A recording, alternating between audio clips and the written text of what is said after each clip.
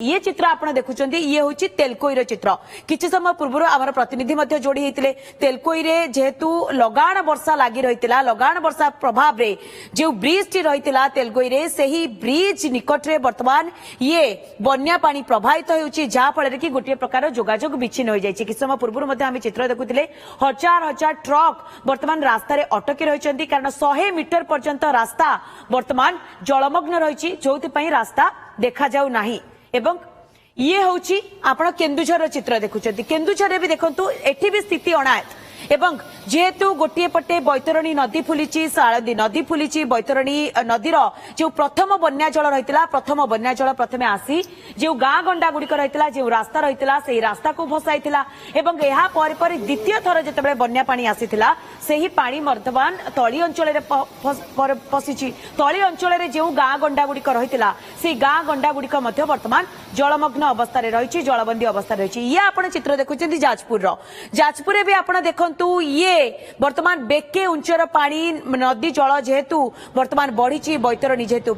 Fully एवं विपद संकेत उपरे बैतरणी नदीर जलस्थल प्रभावित होउची सेति जाजपुर रे भी अवस्था आमे देखुचे जे संगीन रही एवं खास करी भद्रक बालेश्वर एवं जाजपुर यही तीनोटी जिल्ला रे जेहेतु बन्या पानी वर्तमान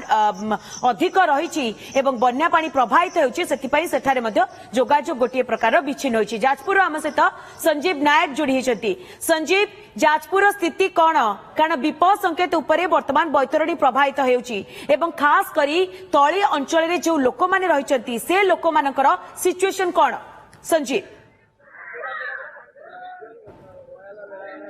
हाँ देखिए मंदाकिनी बर्तमान जाजपुर में गोटे प्रकार स्थिति धीरे धीरे संगीन आड़ को जाऊँगी कहीं देखिए बैतरणी जो नदी स्तर बढ़िबार लगी पाखापाखि विपद संकेत देखिए 18.33 थिला बेले बर्तमान 19.50 ऊपर को नदी जल प्रभावित होची आपण दृश्य देखुथिबे आमे अछु कटिकटारे देखिए किभଳି भाबे ए पानी बर्तमान नदी बंध बुड़ी की चालुची लोक माने धीरे देखिए छात ऊपर बर्तमान रहिचंती तेणु एठी जो तीनोटी साई रहिची बेहरा साई माझी साई आपणकर साहू साई ए तीनोटी साई माने जलबंदी होइचंती ये देखुथिबे रास्ता किभଳି गतकाली राति ठारू बर्तमान पानी की रोकिया पाई बर्तमान बाली बंध सब व्यवस्था पका जाइची बाली बंध भी करा जाइची किंतु तापर भी देखिए बर्तमान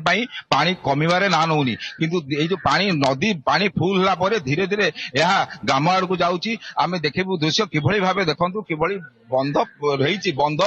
को नदी बंध बुड़ी सारा पर बाली बस्ता दी बाली बस्ता को बुड़ी कि पानी चलती ये दृश्य देखुए बर्तमान किभଳି भाबे ये नई बर्तमान समुद्र भली देखा जाउची गाँ गंडा सब बर्तमान बुड़ी एटी जो रही साहू साई कथा कहतु बेहरा साई आ माझी साई ये लोक मैंने नाई नथिया बर्तमान दुर्दशा भोगुंट समस्ते गोटे प्रकार जलबंदी रही जिला प्रशासन तरफ पानी की अटकाई जदिव व्यवस्था करा जाउची किंतु कहया गले बर्तमान पानी रोकबार ना नौनी आपण दृश्य देखुए किभଳି भाबे लोक बर्तमान समस्ते रास्ता उपरको पलि आसुचंती जे किभଳି भाबे कारण जो भली भाबे नदी बढ़ी आउरी मध्य जलस्तर बढ़ुची निश्चित भाबे आमे कहिबा जे काले आगु को विपद हबो से विपद को सामना करिया पाई बर्तमान देखिए लोक माने बर्तमान ऊपर मुंड को आसुचंती ये पोलर दृश्य देखंतु मंदाकिनी टिके कहबी किभଳି भाबे ए जो रही आपण देखिए ये होची कहउचंती माझी साइर घटना देखंतु किभଳି भाबे घर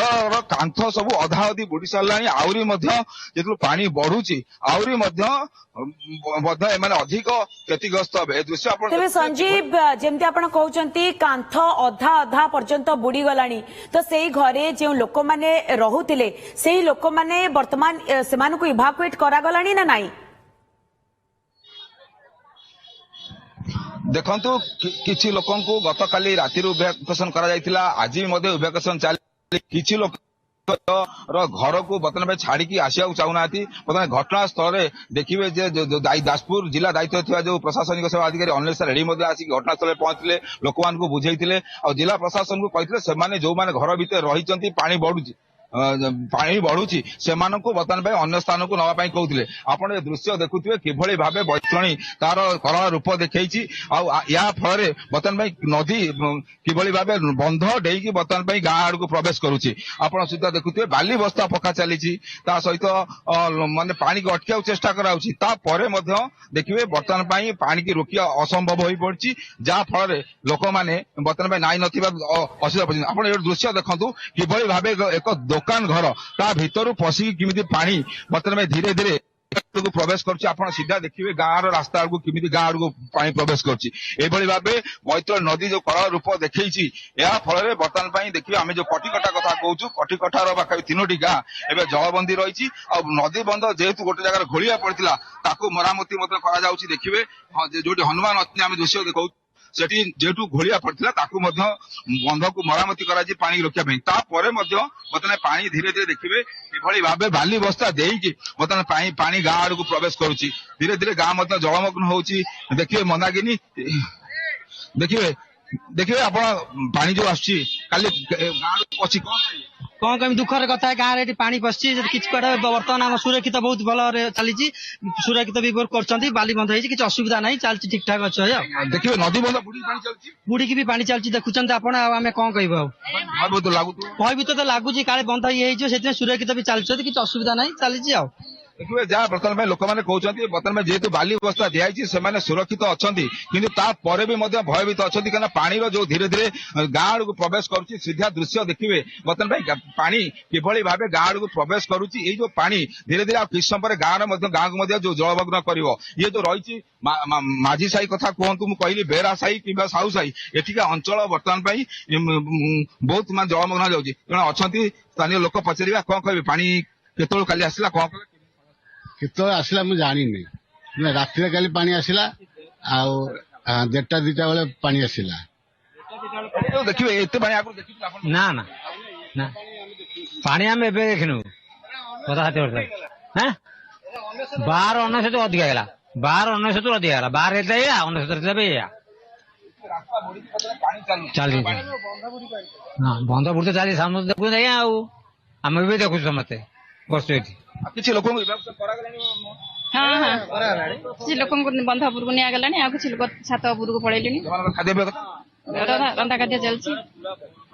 ଦେଖିବେ ଯାହା ବର୍ତ୍ତମାନ ପାଇଁ ଜିଲ୍ଲା ପ୍ରଶାସନ ତରଫରୁ ବର୍ତ୍ତମାନ ପାଇଁ ଯାହା କୁହାଯାଉଛି ଯେ ବର୍ତ୍ତମାନ ପାଇଁ ତାଙ୍କୁ କିଛି ଉଚ୍ଚା ଜାଗାକୁ ନିଆଯାଇଛି, ସେମାନଙ୍କୁ ମଧ୍ୟ ଖାଦ୍ୟପେୟର ବ୍ୟବସ୍ଥା କରାଯାଉଛି। ଆପଣ ଏ ଦୃଶ୍ୟ ଦେଖୁଥିବେ କିଭଳି ଭାବେ ପାଣି ବର୍ତ୍ତମାନ ପାଇଁ ଗାଁ ଆଡକୁ ପ୍ରବେଶ କରୁଛି। ନିଶ୍ଚିତ ଭାବେ ପାଣି ନିଶ୍ଚିତ ଭାବେ ବଡ ବିପଦ ସୃଷ୍ଟି କରିବ ବୋଲି ମଧ୍ୟ निहाती भाव में संजीव गोटे पटे ये गाँ भितर को वर्तमान धीरे धीरे पानी प्रवेश करुच्ची, जेमती आपण कहते माझी साही कथा कहतु, साहू साही किंबा बेहेरा साही रे वर्तमान ये पानी धीरे धीरे तली अंचल को प्रवेश करिबार लागिछि। अन्यपटे प्रशासन मध्य तत्पर रहिछि एवं जेउ जेउ जगार घलिया रहितला सेही जगह गुडी को वर्तमान घलिया गुडी को मध्य मरामती करा जाउछि। स्थिति उपरे नजर रखितांतु संजीव, बहुत बहुत धन्यवाद आपनकर तमाम सूचना पाए।